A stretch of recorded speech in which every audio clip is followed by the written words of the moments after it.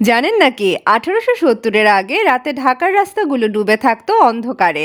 পথচারীদের হাতের কেরোসিনের লণ্ঠনই ছিল পথ চলার ভরসা। 1877 সালে প্রথমবারের মতো ঢাকার রাস্তায় বসানো হয় কেরোসিন ল্যাম্পপোস্ট। তখন বাতিওয়ালা নামে একজন লোক নিয়োগ পেত, যে প্রতিদিন সন্ধ্যায় এসে বাতি জ্বালিয়ে যেত আর ভোরে নিভিয়ে দিত। 1887 সালে ব্রিটিশ সরকার ঢাকার নবাব আব্দুল গনিকে কেসিএসআই উপাধিতে ভূষিত করেন, আর এ খুশিতে তার ছেলে খাজা আহসানুল্লাহ ঢাকার রাস্তায় কেরোসিনের ল্যাম্পপোস্টের বদলে গ্যাসবাতি লাগিয়ে দেওয়ার প্রতিশ্রুতি দেন। এরপর কেটে যায় বহু বছর।